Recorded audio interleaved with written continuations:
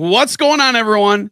This is the Lower Midcard Podcast. I'm Kyle Driver. And I'm Grind. And it is football season. The playoffs are here, and we have a dilemma. Yeah, we do.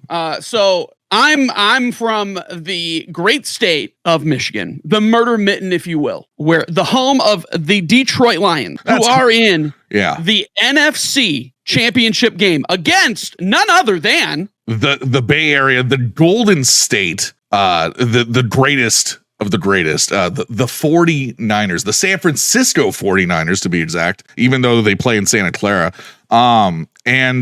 Dude, I'm born and raised here, man. This is my team, and somehow, some way we made it. The cosmos has aligned, dude. I mean, I think the NFL is scripted, and I think they're scripted particularly for the show. To get us to this very moment. We're making waves. Exactly. Yeah. So, I mean, what cooler thing to integrate football into a wrestling podcast? Yes, if you can hear my dogs, that is my dogs in the background barking for whatever reason. There's a squirrel that farted 8 blocks away. So God damn it, dude. Trust me, I get it. I got a shepherd and I got a shepherd mix. So they're just like, nope. Yeah, dude. Wonderful. But back to the football topic, it's been a hell of a season. Your Lions are coming off of an amazing year with Dan Campbell. The last 2 years with Dan Campbell we're going to get a little into football here for just a second, but Dan Campbell has done an amazing job as head coach for the last 2 years 100%. With the Lions.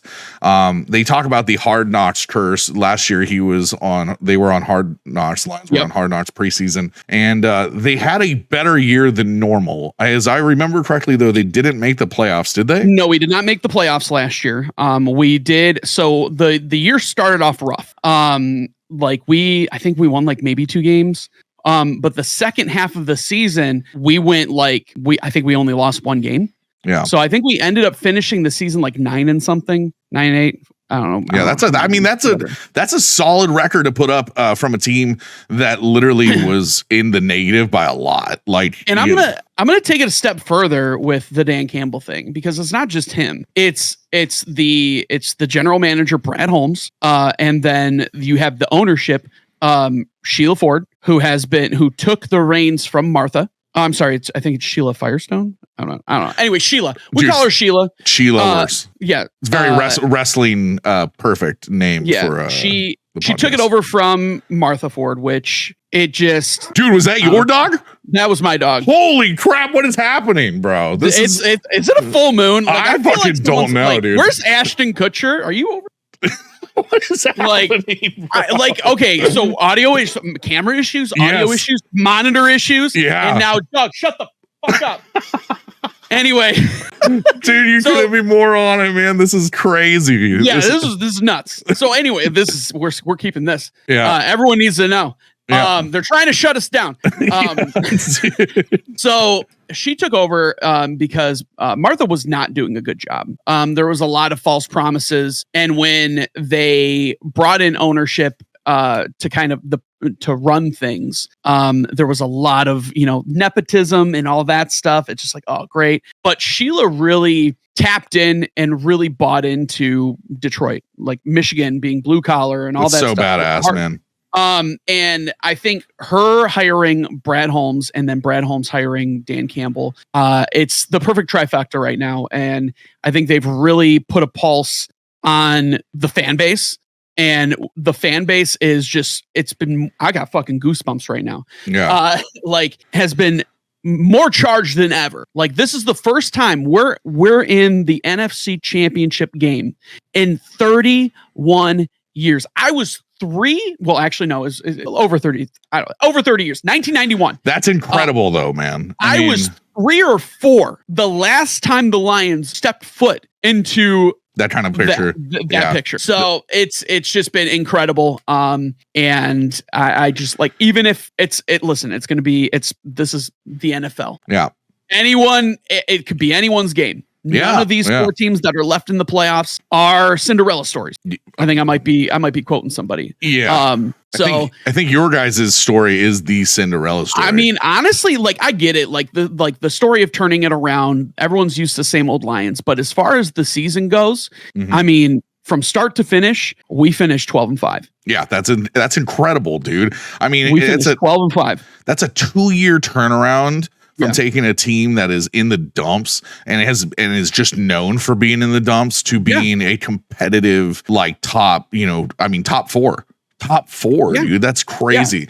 And the coolest thing about watching Hard Knocks is I become I'm addicted to it because every year I become either a fan or I start hating people because of it. So like the Cardinals last year, they do a midseason Hard Knocks and they focus on the Cardinals, and the Cardinals are a disaster. I mean, I Kyler Murray, hate the dude. There's nothing about him that sparks me as a team player. There's nothing that sparks the team as an interesting team. Sure enough, at the end of the year, they fire half the management, they fire half the team, and it's in quote unquote rebuild, but you can tell that there's a disconnect, right? Well, the cool thing with the Lions was you saw immediately with Dan Campbell that literally his connection to the players and his connection to the upper management, he was on both sides of the fence instead of being on one side or the other. Yeah. And he would do up downs with the teammates, and he would be there. I mean, dude, literally, if somebody gets hurt, just put Dan Campbell in. I mean, he's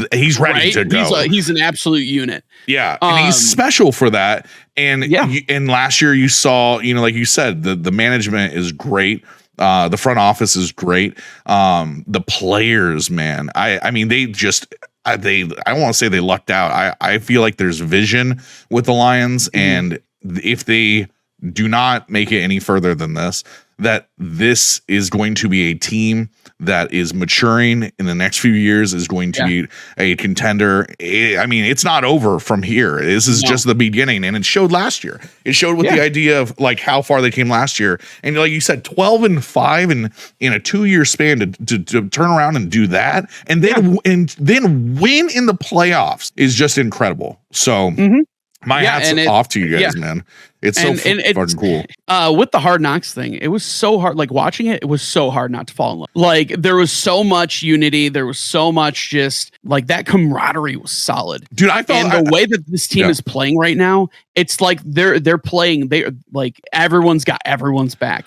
It feels like for the first time in a long time that everyone's on the same fucking page. Yep. And it's just, listen, I know that Vegas has you guys winning, but this is the NFL and anything can happen. But we're not going to go down without, taking out some kneecaps. Yeah. And then taking a hunk out of you and then another hunk out of you. Okay. Yeah. Well, so here's the problem. We're just better. And when I say that, listen, hold on. Let me listen. You got to, your little Cinderella story. You got to talk about it for a second, and that's great. And I listen. I loved it up until this point. I think it's a very beautiful thing. But if any team's going to put you out, it's going to be the Niners, and I'm okay with that because I'm a Niners fan. Now, if it was anybody else, I'd be rooting for you guys all the way through. And if you guys win, I'm rooting for you guys all the way through. I will tell you this: CMC is a wild man. He deserves everything that is coming his way. He is the guy this year, I believe, in the across the board. Will he get that recognition? We'll see. Typically it goes towards a quarterback and whatnot. They get the MVP and that kind of stuff. I'm hoping CMC, Christian McCaffrey, gets that recognition. Brock Purdy, on the other end, is been compared to everyone. They've stated he's a system quarterback. It's Kyle Shanahan. That's the reason Brock Purdy is so good. This guy was the last pick in the fucking draft. Nobody in 2 years should be comparing him to a Tom Brady or a Patrick Mahomes. Nobody should be comparing him to that because what this guy is doing is completely different in that 2-year span, considering he was not a first-round draft pick, right? He's not a system quarterback. He's more than that, and time will tell. And I mean, with what we are seeing as a Bay Area fan, Bay Area native, watching everything we've gone through with all the different quarterbacks we've gone through and the legendary quarterbacks. I mean, literally, dude, Joe Montana's son went to my rival's school and I played him. I played against him in baseball. So literally, this is one of those things where the Niners are deeply rooted in my blood. And on top of that, I've watched every single quarterback, since I was a kid, and seeing how special, Brock Purdy is something very fucking special. He's able to throw the ball. He's able to move. He's able to stay in the pocket when needed. And he's quick. And I think this year is the year that people will finally stop putting him down. But he's not your first draft pick, and for some weird reason, man, the NFL seems to have a really hard time with that. You guys probably hear a lot on local radio or even just local news on why the Lion, all the rest of the world hates the Lions or doesn't believe in the Lions, right? But we're believers, kind of a thing. That's kind of the same story with Brock Purdy on this, right. But then to back him up, he's got an amazing offensive line. He's got some amazing talent in Deebo Samuels. You know what I'm saying? So there are so many different options from running backs to wide receivers and Brandon Ayuk that he's got so many weapons. I mean, the tools in the tool belt definitely help. And this team is a nightmare.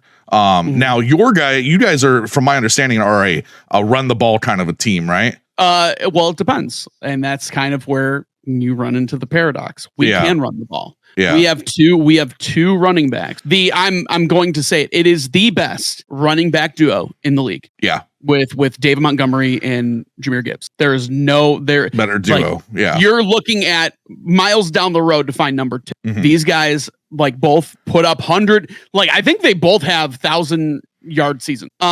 So you have Montgomery, who's a hammer at home kind of guy. He catches the ball and he moves. You have Jahmyr Gibbs that makes holes out of nothing. I mean, I don't know if you saw the game where he just kind of went whoop whoop and touchdown. Yeah.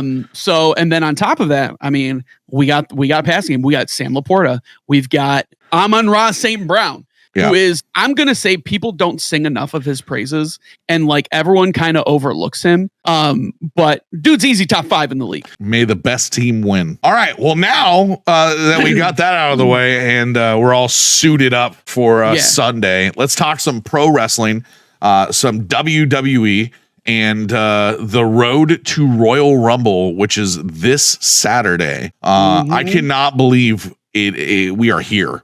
The road to WrestleMania begins after Saturday, dude. That is so exciting. We've been talking, we've shot 12 episodes. This is our 13th. And every single episode has talked about the road to WrestleMania and how it really begins, which is crazy. Yeah. But before we get into that, there has been so much news as of late. I think it's important to catch everybody up on and really kind of just touch on a few little things, like the WWE and Monday Night Raw moving from the USA Network and I believe it starts in January of 2025. Okay, starts in January of 2025 on Netflix. As a live streaming service, that's insane. Yeah, this is a complete. What world are we living in, dude? Netflix used to be a thing where you clicked on a website and they sent you a disc in the mail. Yeah, what is happening?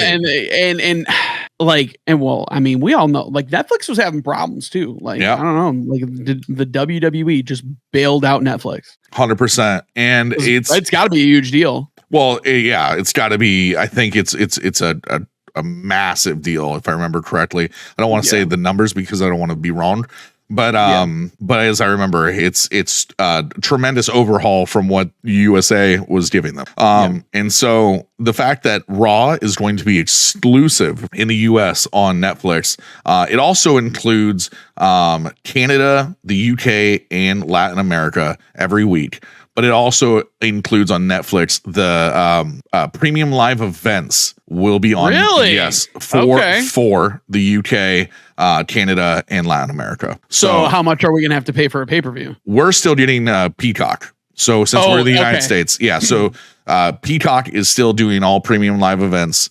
Fox for SmackDown is moving SmackDown to the USA Network this year. So USA didn't really lose. USA was like, we got SmackDown, you can have Raw. Fox lost. Yeah, Fox lost. And Netflix is going to do something very new. And now when you enter a new territory like this, you got to get everybody on ship. I can't imagine that Netflix is banking on just the WWE if they're moving into live services. So it's got to be they have more sport wise, I'm assuming, live event wise. Yeah, I mean, listen, we already pay a crazy amount for Netflix, so give me more. Exactly. And I think it's gonna be a good thing. I do too. I have no issues with this. My only question with Raw and SmackDown is, after watching the amount of content that I soaked up yesterday when this was announced, it's not clear what the number one show is. Like forever it was Raw. And then in the last few years when it was under the Fox umbrella, SmackDown was the show. That was the show that they wanted it to be the number one show. I think Raw has proven over and over that it is the number one show. But now you move Raw to a more niche market. However, the way that they were explaining it on, I think it was like CNN or something like that, is that Netflix is they are the conglomerate main brand that people are using in this day and age. So I guess it's not as niche as I would think it would be. I'm thinking USA makes more sense than Netflix because people expect it on USA. It's been there for 20 plus years, but I guess Netflix, now that we're talking about it, it's like Netflix is a huge conglomerate. And so I guess it would put more eyes on the brand than a USA. For sure. So, I mean, hell yeah, let's go. Yeah. So who knows what the number one show will be moving into 2025. I'm going to stick with Raw. And I think either way, dude, more pro wrestling, the better. Exactly. Especially if I'm already paying. On top of that, TKO, when they announced that, they were at the stock exchange yesterday. And they had that announcement, but they also had a very, very cool announcement, which was that Dwayne "The Rock" Johnson joins the TKO board of directors, which is huge because that's not the WWE board of directors. That's not the UFC board of directors. That's TKO, the parent company of both board of directors. He's got a seat at the table. And it's kind of funny that it falls in line with, the current head of the table storyline, because this does add a different element. I don't know how much kayfabe they'll bring into, that future idea of Roman Reigns versus The Rock, if they'll talk about the TKO board of directors situation. I just thought it was very kind of coincidental that The Rock ends up actually getting a real seat at the head of the table. Do you think that's what they were like insinuating when they did that? Not at all. Not at all. I think this do you think it's just 100% coincidence? 100%. Because I think the head of the table. Writers aren't that good. I think that the tribal chief head of the table is something that's been a thought process for the WWE for a while. And I think that, Dwayne really has liked this TKO move. He's been more involved since they moved to the public company to TKO. And the people, the inner workings, Ari Gold and what's the con's name? No, not Tony. The other con. The other one. The good con. Ken? I don't know, dude. Hold on. It's the good con. I believe he's had a relationship with Dwayne forever, and so this was an easy move to move Dwayne, who had bought the XFL, and was already trying to work with TKO to get Dwayne on the board and get him a seat at that table. I think it's a much bigger picture than just the WWE, but I think it benefits the WWE drastically because now you have another person who is very successful, who understands the business and has shown like how to transcend the business, right? Like the fact that Dwayne "The Rock" Johnson is still relevant in 2024, and he had, he wasn't he hasn't mainstream wrestled in 20 years, is crazy because Hulk Hogan never did that. Andre the Giant never did that. Like this is a new Stone Cold never did that. This is, it just shows how good of a businessman The Rock is and how much he's transcended pop culture and what he could do for the business moving forward. With that being said, he was also given all rights to the name The Rock. So he now owns the property, the name The Rock, which I think is so fucking rare. And so cool. And I hope he does something really cool with it. I hope we see it in movies now. I hope we see Dwayne "The Rock" Johnson instead of fucking Dwayne Johnson. Because I love The Rock. The Rock is who I grew up with, and on top of all of that fucking news, the last little bit of news coming out of Dwayne "The Rock" Johnson in TKO's camp is last night on NXT, his daughter, William Regal, comes out of Shawn McMichael's office, and his daughter, Ava Raine, becomes the youngest general manager of NXT. What nepotism? I mean, what the fuck are we doing? I don't get it. So dumb. This is a bad move, in my opinion. She's got. I don't mean to make fun of people, but like, listen, I can't just fucking don't. Yeah, dude, I don't get it. I don't fucking get it, bro. So any comments on any comments on the TKO stuff and Ava Raine? Like, I think it's cool, like with The Rock getting a seat at the TKO board. I always look at those at like face value. Like, I don't put a lot of stock into that stuff. Like, I don't really care. Like, it's cool. All right, cool. It's The Rock going into the board of directors. Dope. All right, let's move on. Type thing. That's just how I feel. Like, people love like the deep inner workings of companies and all that stuff. Like more power to you. Me, I'm color commentary. And it is what it is. But as far as like Ava, like, I think she is an extremely annoying person in the WWE. I think her getting the general manager position of NXT is fucking stupid. Thank you. Because like I don't agree. Like 100%. Like I just say it all the time. Fucking nepotism. Like, what did she do to earn this fast track to being a GM? I think she sucks probably at wrestling. She was in a faction in NXT. That I died can't even remember because it was stupid. Yeah. And she bailed, and then she was like doing something uninteresting. And then like the way that she talks, it sounds forced. It sounds like, like you don't get it. And then it's just like, it's The Rock's daughter. It's fucking right there in the face. Like, I don't mean to shit on her, but like, you got this because daddy. Oh, like, totally. That's 100% facts. Yeah. And like, anyone else that disagrees, I'm sorry. Like, get Dwayne's dick out of your mouth, because he's not gonna. You're good. Like, it's nepotism. Get over it. And to justify it with one of the greatest of all time, William Regal, it didn't feel right. It felt like he was forced. It felt like his hand was forced. Yeah. And in that little interview, he talks about how he prides, NXT, and like, it's been his baby and that kind of a thing. So basically, don't fuck it up. And I just don't. I have no faith. So hopefully over the coming weeks, I'll have a little more faith. But I really just don't.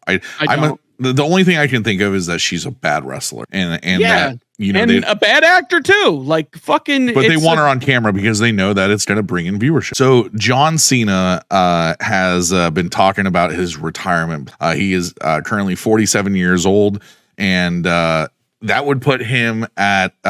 He said that he would like to retire before he's 50. He understands that, it's a lot for his body.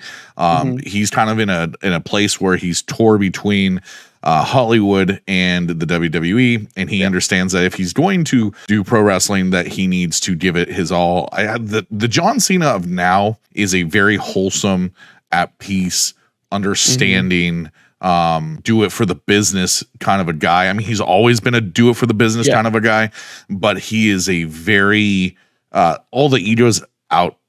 It's not there anymore at all, and so. He's for just quite some time. Yeah, he's a very wholesome guy. And so I actually really, really like this. I like the fact that he's thinking about retiring and being done because it's rare.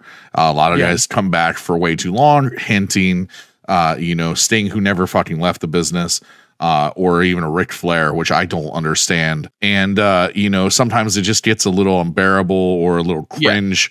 And, I don't want to see a balding Cena anymore. I really don't. Now, if he comes back for, a real retirement match, similar to The Undertaker, 100%. I'm okay with it. I'll be there for it. I'll root for it.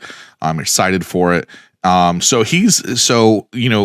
being 50 puts his end date at April 22nd, 2027, and which would mean that WrestleMania is at the beginning of April, so that would be WrestleMania 43.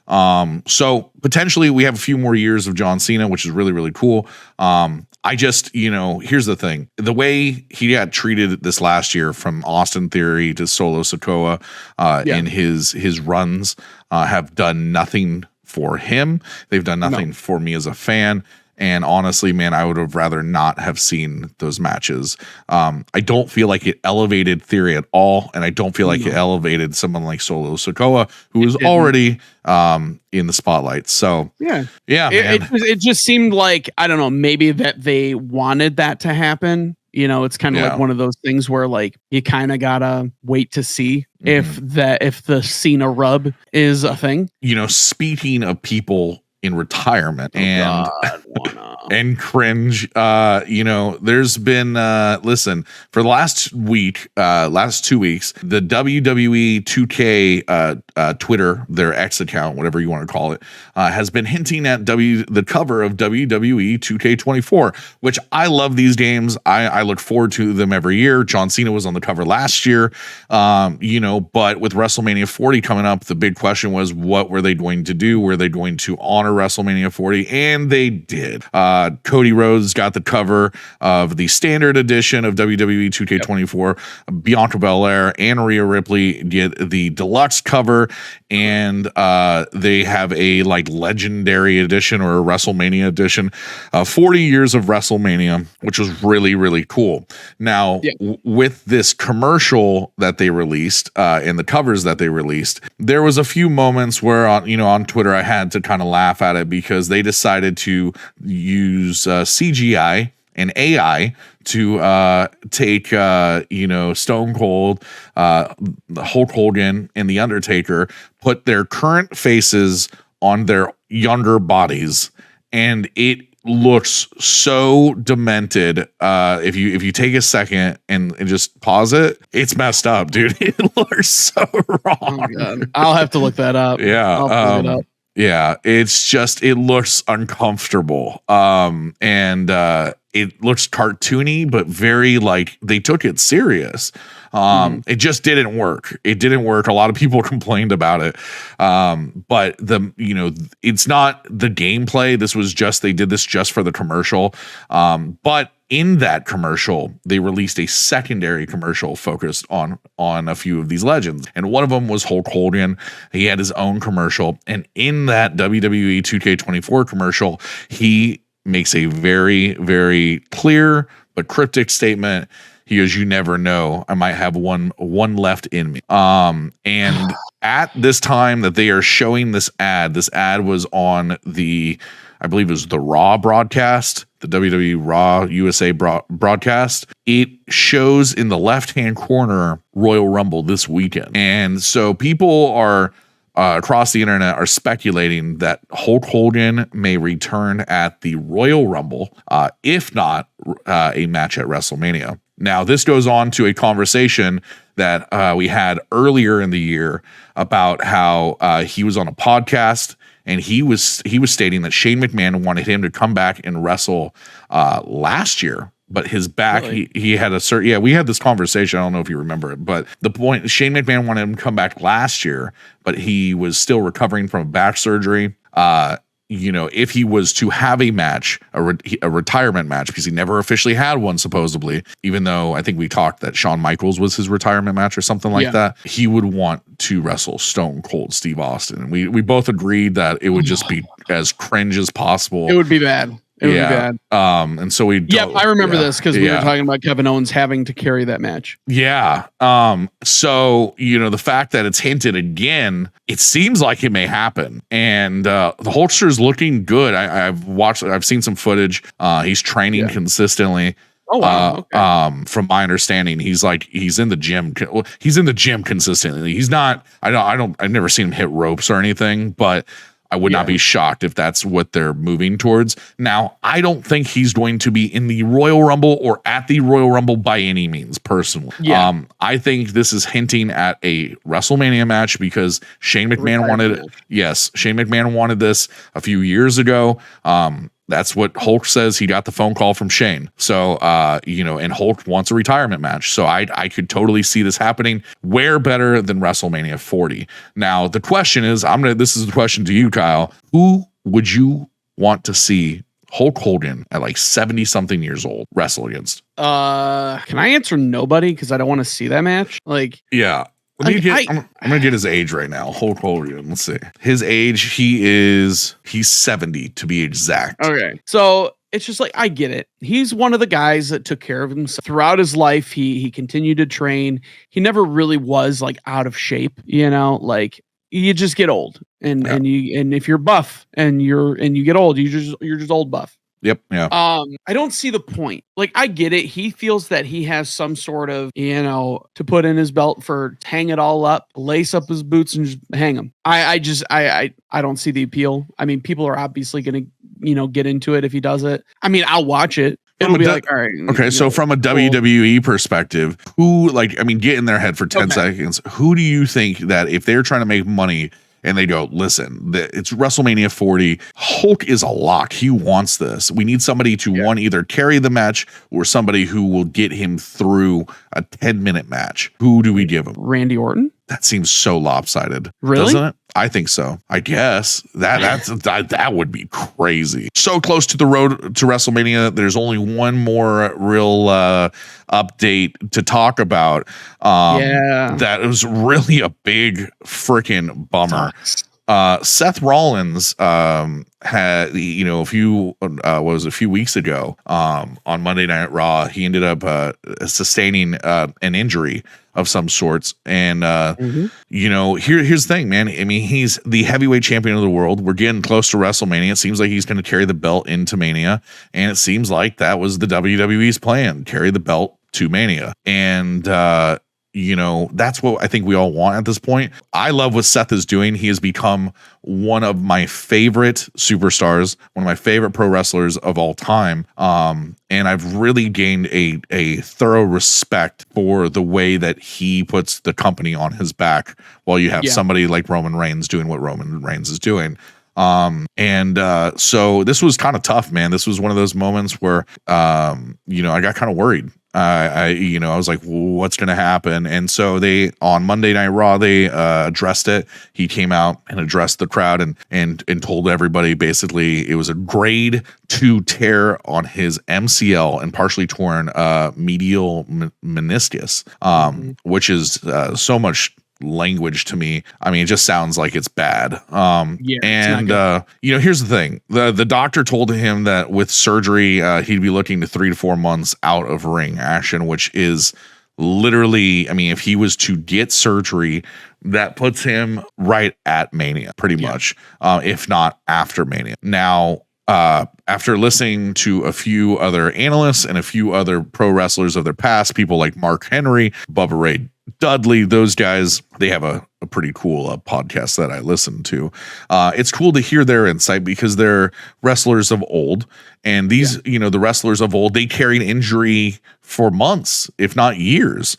And, Mark Henry talked about having a very similar injury and he carried it for 5 years. Now, he recommended, don't carry it for 5 years. But if Seth really wants to, Seth can get through it. Seth can carry that belt into Mania. Now, with WWE protocol being the way it is, and the health and wellness program, will they let him carry it for that amount of time? That was the big question, and it seems like he probably won't be doing house shows as often. I think this is one of those things where you're going to see him maybe do 1 or 2 tune-up matches, and you're going to which will be house shows or live on Monday Night Raw, and then they're going to be short and sweet, and then you're going to see a very downplayed, which sucks. What do you think? But I mean, it just sucks, and it comes at like a really bad time, and you can never predict those things, and there's really no one to blame on this. Like, it's not like, he's been injured and you're still having him wrestle, blah blah blah. Injuries happen. Well, and no one's making like, he's an employee, but like, he's going out there and he's doing that right. Yeah. He's going out there to do the job. And here's the thing. What's so incredible about this is one person who carries, this one championship can change the story for everyone. Going into Royal Rumble, it's been seeming like, they even had the standoff between CM Punk and Cody Rhodes on Monday Night Raw. The Monday before Rumble, they had them kind of face off and talk their game up, and it seems like one of those two guys are the guys, right? But then they had a weird promo with Seth, and I've got a hunch, Kyle. I've got a hunch that I feel like is something that it kind of flew right by a lot of people. This Gunther thing has been going on for a long time with this Intercontinental title, and he's announced his entry into the Royal Rumble. Mm-hmm.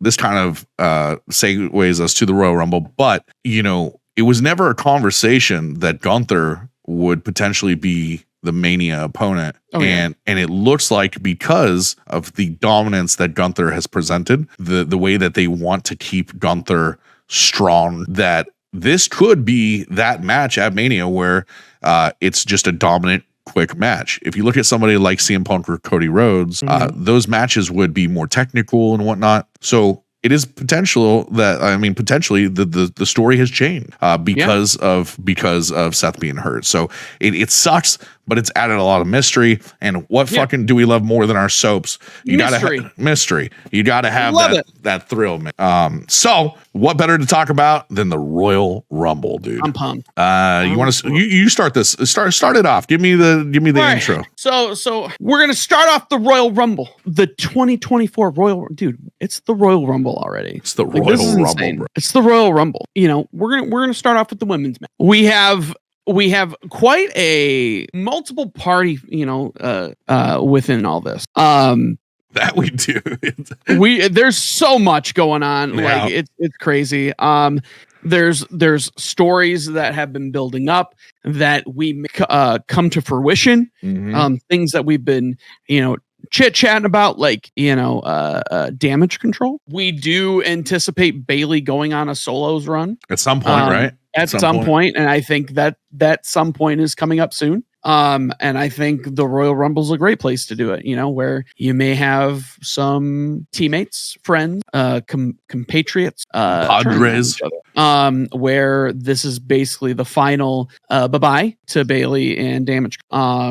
Similar to Money in the Bank, where they were in the same match. Yeah. Mm-hmm. Love it, dude. That stuff. Damage Control has been the highlight of comedy, in my opinion, and I love it, dude. It's so funny. But so far we've got confirmed. We've got Bayley, we've got Nia Jax, Becky Lynch, Bianca Belair, Maxine Dupree, and Ivy Nile. Dude, I love Max.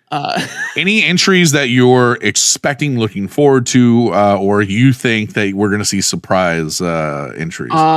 I think we may see. So as far as like, I'm gonna give you one for each. For the women's one, I do think. Well, I mean, it's not going to be like a throwback. I'm gonna give you who I think is coming to making a return. And one that's just kind of like a one-off. Someone that's coming back. I believe that's going to be. And then as far as kind of like a one-off. I mean, I kind of want to see Beth Phoenix. There's one that you might say, and I mean, it'll probably happen, but I don't want it to happen, so I'm not gonna speak it to fruition. I'm not gonna speak it into keep it within myself. Okay, I think who you got? Listen, I think people we're definitely going to see Trish. We're going to see Lita as well. And I think we're going to see them finally kind of bash heads after the, Trish taking out Lita. Which I'm actually hoping and praying for, because I think that's a cool feud, which could lead into Mania, which, I mean, Mania 40, dude, you got to go all out, right? So bring him back, I want to see some old faces, like I think like Jacqueline would be hilarious.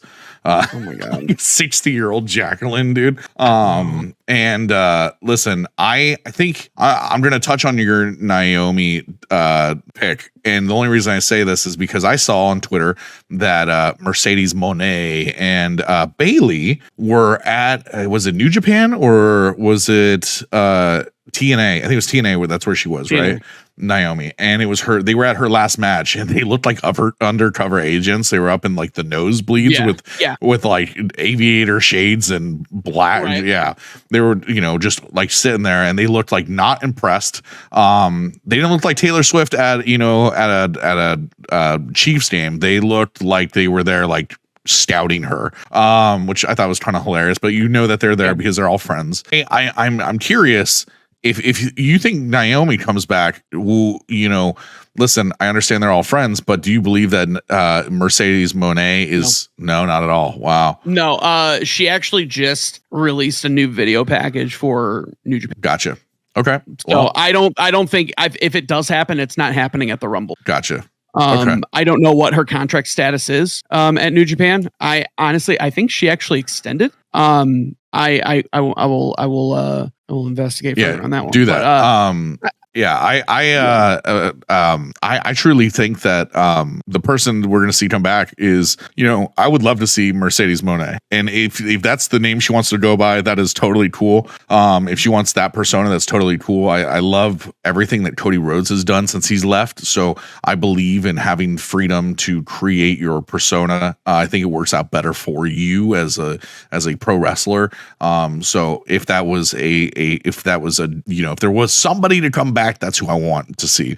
That's my wish. I don't see that happening because of like what you just said. I truly think we're going to get Trish, Lita, and I think the inevitable is AJ. That's the one that gross. It's not a want. It's it's happening. Yeah. Okay. I get it. That's fine. Go in there, get tossed out, and don't fucking come back. I don't see that happening either.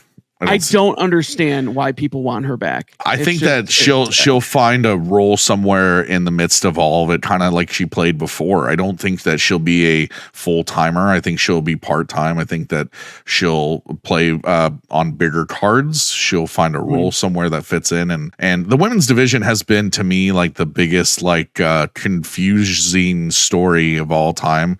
It's almost like they're lost, and there's this new wave of women that are amazing, super talented, that are leading the way, and then everybody else. And so everybody else just gets left in this pack of people, and they just kind of get tossed around in the weirdest matches with the weirdest tag team partners. None of it really makes sense. So I don't really know what to expect. Like I said, I'm really hoping a Trish and Lita thing. That would be cool, because that's a callback. Yeah. That's a callback to earlier in the year. And Trish and Lita, we know they're both ring ready. It's not like they're rusty by any means. Trish has had multiple matches this year, and Lita had matches earlier in the year too. So if there was ever a time to have that match one more time and to draw eyeballs, it would be to start at Royal Rumble and then to carry it to Mania. Who do you got, Kyle? Who out of this match, choose any female pretty much you want. Who do you got? Who do you got for the Royal Rumble? Women's Royal Rumble 2024. I think Maxine Dupree. No, I'm just kidding. Wow. That was an interesting choice. Oh, wait, I can't hear you. Technical difficulties. It's okay. There you go. We're good. I don't know what's going on. I might have to replace the cable. But as far as I said Maxine Dupree, and it broke. Yeah. What an interesting choice. It just cut my audio. I don't want to say it, but I have a feeling that Nia Jax is going to win. I don't want her to win. I want Bailey. I want Bailey to win. But they've been beefing her up so much, and they've been just like unstoppable force. Nia Jax, and dude, that hurts. I hate it, bro. I know, man. I'm gonna go. Sucks. So here's the thing: Bianca Belair and both Becky have won, which is unfortunate because I want to say one of those two. Because you know, a year ago after Mania, there was Bianca and Rhea stood in a ring and said, you know, hey, we'll see each other down the road. That's what they said. I want to think that match is something that's real. I also want to think that Becky's interaction with Rhea this last Monday night on Raw and passing was real. Like the idea that, you know, Becky could be your winner and her challenging Rhea, I think is amazing. That's a match that I would love to see. And I think it's competitive. And I think it's something that fans want to see. I'm going to go with, I'm going just out of hoping that there's a hoping that the pro wrestling gods are listening. I'm going with Becky Lynch. Okay. I respect it. Yeah. I wouldn't be mad at that. Good. I would not be mad. I would not be mad. Good, because I will be mad at Nia Jax. Trust me.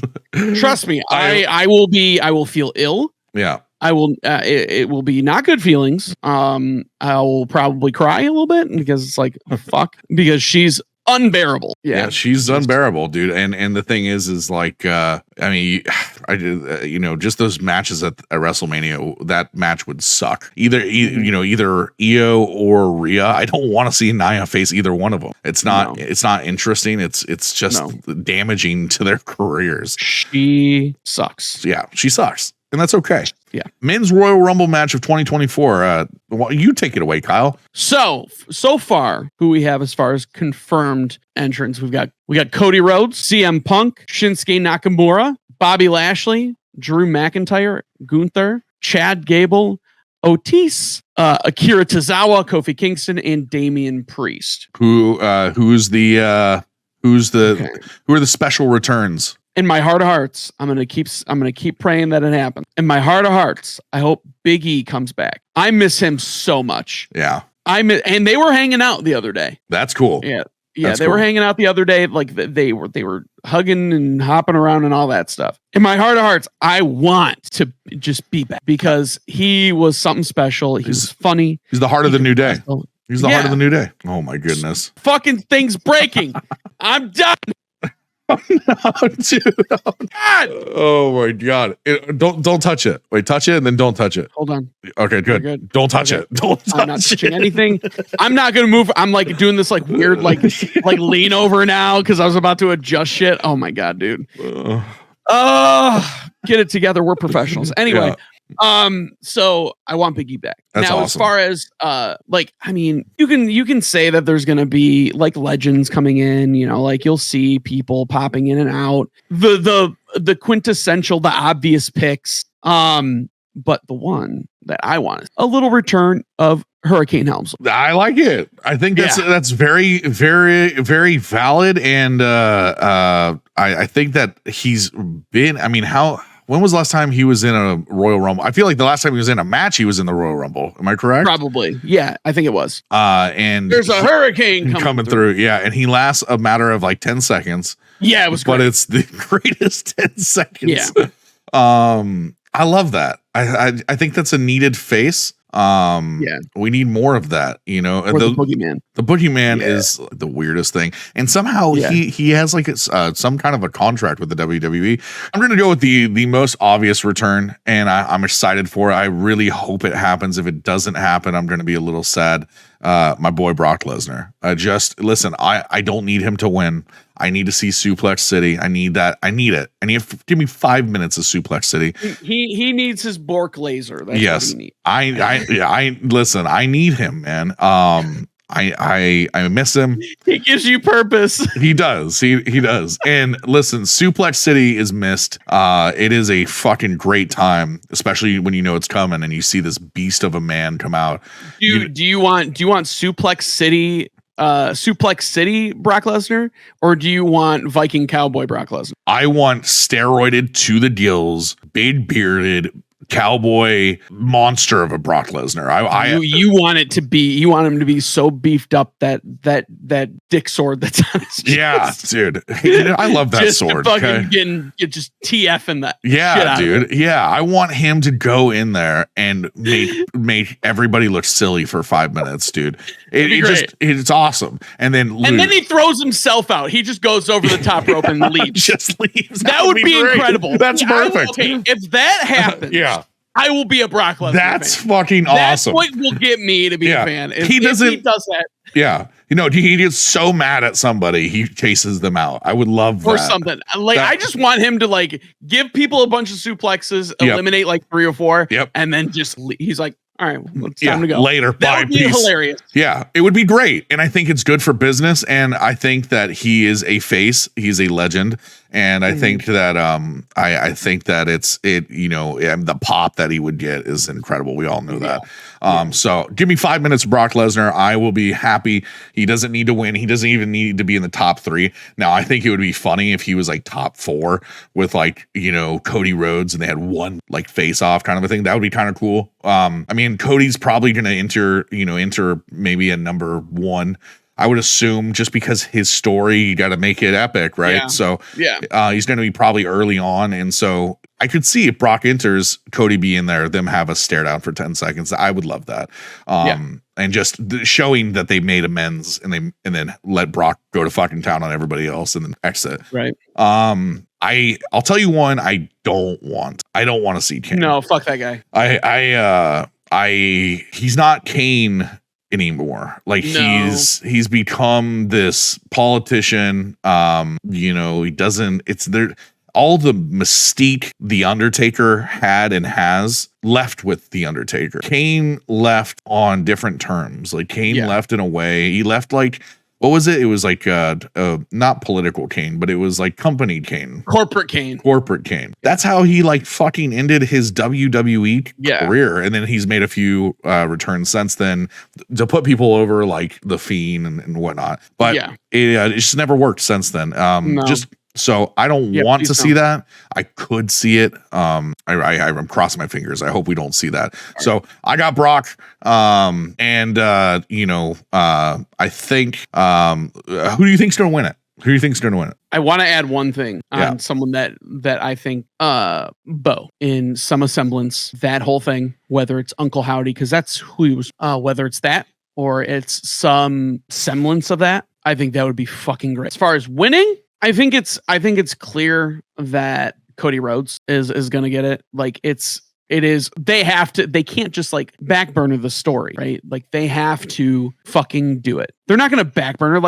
You have to, again, like you said, make it epic. He's going to do the one all the way to the end. And then CM Punk's going to come in near the middle and they're going to battle a little bit, but over at the end of the day, I think it's Cody Rhodes. Back to back Royal Rumbles. Yeah.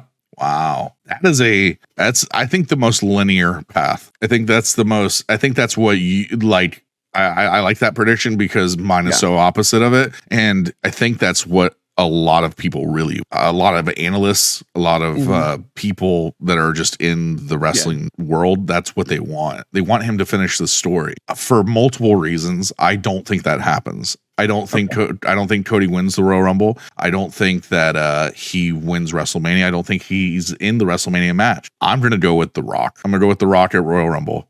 The return of The Rock. Really? Okay. He wins the Royal Rumble, and that's how he ends up having a match. Because Cody said this in a recent interview. He's got 2 ways to WrestleMania. He's got Royal Rumble and the elimination. I believe he makes it to WrestleMania. I don't believe he wins either of those. I think he gets screwed, and whatever comes out of Elimination Chamber, that's the match that he has at Mania. I don't think it's for a title this year. I think he skips this year, and next year, I believe, would be the year that he gets it. I'm not sure if those dates line up, but I think it's that would be 2025, right? I believe that allows Roman to surpass Bruno Sammartino. I could be wrong, but I think we're at that point, they're getting close. And I think at this point, I mean, listen, if it doesn't happen this year, that's what they're chasing. And I didn't think he'd get to 1,000 days. I remember talking about like, dude, he's about to approach 1,000 days. And now I believe he's surpassing Hulk Hogan's record. And so, the question is that enough? And I believe that affects Cody. And I think with everything that the WWE is doing in partnership with 2K Games, allowing Cody to be the face of that and whatnot, kind of shows and amplifies to me that he won't be the winner of the Royal Rumble. He won't be in the main event this year. Okay. I like it. Yeah. And I think I think The Rock is that return that we will see. I think he'll be a late number return. And I think he wins it. I think it'll be controversial, but here's the thing. Do you think he gets booed at all if he eliminates Cody Rhodes? Or what if CM Punk eliminates so that way Dwayne doesn't have to take the Cody? Because I honestly don't think that they would boo him. I don't think there's anything that he could do. I think if he eliminates Cody, then if The Rock was to come in late, eliminate Cody, that is the only way. Because you're taking out the full timer main guy who's trying to fucking finish his damn story. Right. But you talk about one of the oh my God, how did we miss this, dude? Before we get off topic of Royal Rumble, there's one other entry that literally I've been speculating for the last month. We talked about it last podcast that I didn't mention. MJF. Bro, it's not happening. No? He's so fucking beat up. Oh, he's legit hurt, but he's not going to be there. But if he could get through that match, do you think that he's putting it off and just recovering for a few months so he can get to the Royal Rumble, make an appearance, and then disappear just like Cody did, just to make that return and establish that's where you do it. I don't think it's going to happen. I get it. I know you want it. I don't think it's happening, but Brock Lesnar, MJF. That's who I'm going with. All right, that's fine. Yeah, and The Rock winning. Okay. And The Rock winning, dude. All right, the greatest Royal Rumble of all time. Yeah, it's gonna be incredible. Somewhere in the mix between those two Royal Rumble matches is the United States Championship match between Logan Paul and Kevin Owens. I'm not gonna literally. I got nothing to really say. I don't see Logan not carrying this into WrestleMania. So my prediction is Logan. What do you got? I'm gonna go opposite. I'm gonna go Kevin wins. That's interesting. I like that. It makes sense. Kevin's got to be a Mania, right? He's got to be that guy. And then there's only one other topic, and it's this damn undisputed WWE Universal Championship that Roman Reigns has been carrying on his shoulders for I think it's over 1,200 days at this point. He will be defending it against Randy Orton, LA Knight, AJ Styles in a fatal 4-way match. Give me your opinion. Well, we all know the match. This is going to be a fun match. Obviously, like Roman Reigns can hide whatever he needs to hide because I don't know. I'm over Roman Reigns at this point. So I have LA Knight, Randy Orton, and AJ Styles to watch. And then I don't know. I guess Roman Reigns will hobble around and get punched once, and then you don't see him for 20 minutes. Does one move, he goes and hunkers down somewhere. I don't know. Roman Reigns is winning. It's inevitable. I want LA. That's what I would love, but it's not going to happen. I think what's going to happen here is that Roman Reigns wins, sets up all the shit, and then with The Rock, and then LA Knight is going to go for, I think, the Intercontinental. That would be great. Because there's no way that they let this go in this hot streak with him unrewarded, sure they will because it's fucking business and business is business. But I could see him. Yeah. I could see him going for the Intercontinental title, and I think he would do. That's so sweet. Why do I have to fuck it up? Yeah, fuck it up, dude. Here's the thing. I truly believe that you're right in the aspect that Roman has to win. I think because it's the inevitable that it's a mid-card match. I think the Royal Rumble is the teaser to the road to WrestleMania, the men's Royal Rumble. That is your final match. You're gonna have this match somewhere in the middle. It's not going to be crazy.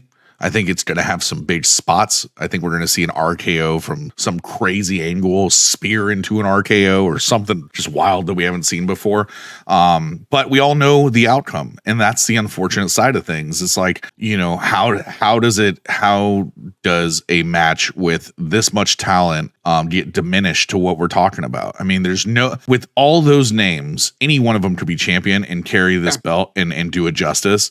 But we all know the current storyline. And so take me out of that for 10 seconds. I'll be happy. If I feel like this match is just, it's Roman's, as much as I love Roman and I'm a fanboy for Roman, I would be disappointed if I can't get into it knowing that I had more interest in the LA Knight Roman match because I knew that, like, what if? But this close to WrestleMania, especially with what they're hinting at, especially with The Rock being so involved with the company now, it just doesn't make sense to pull him at all from that championship.